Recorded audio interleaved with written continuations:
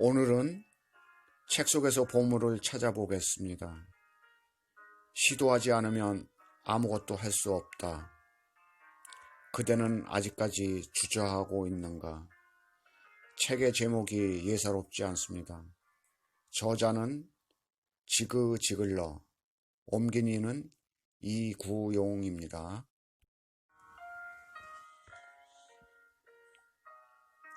저자 지그지글러는 정상에서 만납시다라는 세계적인 베스트셀러를 쓴 작가로 국내에도 수많은 독자들을 확보하고 있습니다. 전 세계적으로 유명한 대중연설가 중 한 사람이며 최고의 동기부여가, 자기개발과 성공학의 대가로 알려져 있는데, 그는 오늘도 지칠 줄 모르는 열정으로 세계 곳곳에 성공의 바이블을 전파하고 있습니다.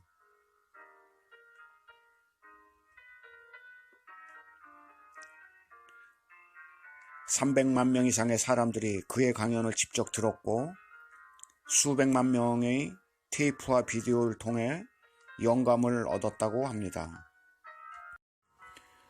첫 번째 들려드릴 내용은 기억하라, 공짜 치즈는 쥐덫 안에 있다는 것을입니다. 저자는 진정한 성공의 법칙은 많이 주고 많이 베풀고 많이 노력을 하여야 얻어진다고 말하고 있습니다. 본문 내용을 읽어드리겠습니다. 몇 년 전 폴 하비는 꽁꽁 얼어붙은 북극에 사는 에스키모인들이 어떻게 늑대를 잡는지에 대해 저자에게 이야기해 준 적이 있다고 합니다. 그들은 면도칼처럼 날카로운 칼에 피를 흠뻑 묻힌 다음 그것을 얼렸답니다.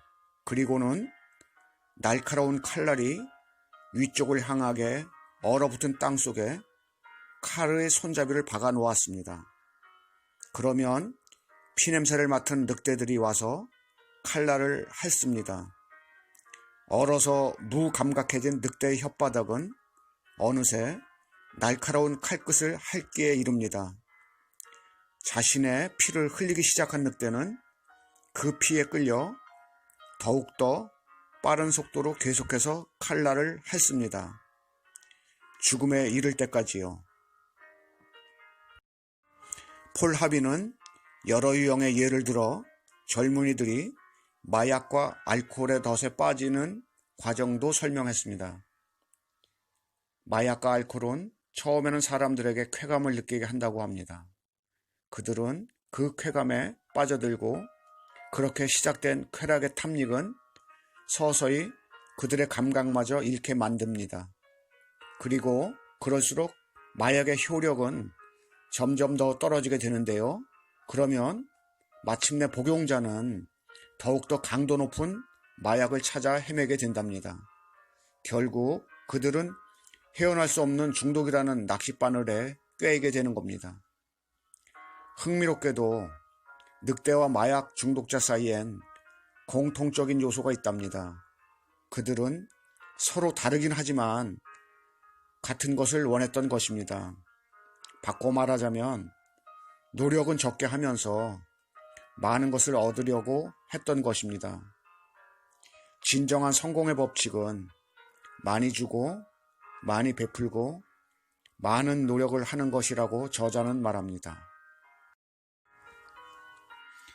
두 번째 들려드릴 내용은 내 안의 유전을 개발하라입니다. 저자는 자신의 능력을 개발할 수 있는 유일한 존재는 바로 자기 자신뿐이라고 했습니다. 그것은 무서우리만큼 중요한 당신의 의무라고 하네요. 본문 내용을 읽어보겠습니다. 텍사스주의 보문트 마을 근처에 사는 한 지주는 가족을 부양하기 위해 어쩔 수 없이 토지의 일부를 팔아야만 했습니다. 그때 한 정유회사가 그가 소유하고 있는 땅에 석유가 묻혀 있을 것 같으니 땅을 파도록 허락해 준다면 로열티를 지불하겠다고 제안해 왔습니다. 땅 주인으로서는 손해볼 것이 하나도 없었기 때문에 정유회사의 제안을 받아들였습니다. 마침내 그 땅에서 유전이 발견되었습니다. 얼마나 많은 양의 석유가 쏟아져 나오는지 나무로 만든 유정탑이 휘어지며 무너질 정도였다고 합니다. 정유회사는 유전 개발을 끝내기도 전에 수십만 배럴의 석유를 퍼올렸던 거지요. 이것은 단일 유전으로는 역사상 최고 생산량을 기록한 유전이라고 합니다.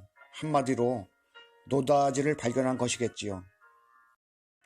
땅 주인은 하루아침에 억만장자가 되었다고요? 정말 그랬을까요? 그에 대한 정답은 아니다라고 합니다. 지주는 그 땅을 소유했을 때부터 이미 억만장자가 되었던 것이지요. 불행은 그가 그 사실을 모르고 그 땅을 이용할 줄 몰랐다는 것이네요. 저자는 말합니다. 개인적인 생각일지는 모르지만 우리 중에도 보이지 않지만 뛰어난 능력과 재능을 가졌으면서도 그것을 인식하지 못하거나 이용하지 않는 사람이 분명 있다는 것입니다. 저자는 제안합니다. 당신 자신을 알리라는 겁니다. 당신이 가지고 있는 것을 정확히 인식하고 개발하고 그리고 사용하라는 겁니다. 누가 압니까? 그 속에 노다지가 숨겨 있을지요. 당신 자신의 능력이라는 땅을 드릴로 파고 개발한다고 해서 당신은 손해볼 것이 하나도 없다는 것입니다. 진짜 누가 압니까? 그 속에서 뭔가 표면적으로 솟구쳐 나올지요. 세 번째 들려드릴 내용은 인생의 스포트라이트는 항상 우리를 비추고 있다입니다. 저자는 천재를 보면 감탄하고 부자를 보면 부러워하며 권력자를 보면 두려워한다고 합니다. 그러나 진정한 인격자에게서는 믿음을 얻는다. 아서 프리드먼의 얘기를 인용하고 있습니다. 본문을 읽어보겠습니다. 몇 년 전의 일입니다. 저자는 실업계 고등학교에서 수백 명의 학생들을 대상으로 강의를 하고 있었답니다. 수업 초반인데 3분의 1 정도의 학생들은 주의 깊게 강의에 귀를 기울였지만 나머지 학생들은 책을 읽거나 졸고 있었다고 합니다. 그런데 저자가 그 학교에서 강의를 한다는 이야기를 어디서 들었는지 그날 지역 텔레비전 방송국에서 강의 장면 몇 컷을 찍어가기 위해 카메라 기자 한 명과 스태프 몇 명을 투입했답니다. 그런데 놀랄 일이 벌어집니다. 잠시 후 그들이 강의실 왼쪽으로 들어와 강단으로 올라와서는 내 뒤에 숨어서 수업을 듣고 있는 학생들의 모습을 촬영하기 시작했답니다. 바로 그때 재미있는 현상이 벌어졌답니다. 정말 한 명도 빠짐없이 모든 학생들이 갑작스레 자세를 똑바로 하고는 대단한 집중력을 보이기 시작했답니다. 스포트라이트가 학생들을 비추고 있었기 때문이죠. 저자는 말합니다. 인생의 스포트라이트는 언제나 다양한 형태로 우리를 비추고 있다고 합니다. 우리가 규율을 지키는 한, 우리가 윤리의식을 갖는 한, 그리고 책임감을 가지고 있는 한 우리는 걱정할 게 아무것도 없다고 합니다. 그런 것들 놓치지 않고 마치 카메라가 우리를 향해 있으며 늘 우리 앞에 마이크가 켜져 있다고 생각하고 삶을 지켜나가야 한다고 말합니다. 그러면 성실하고 정직하게 세상을 살아가게 될 것이랍니다. 우리를 담은 사진은 인격을 담은 사진이 될 것이지 결코 위선을 담은 모습은 아닐 거라고 합니다. 우리가 오늘 한 일에 대해 내일 용서를 구할 필요도 없으며 누구에게든 구차하게 변명할 필요도 없게 된다고 저자는 말합니다.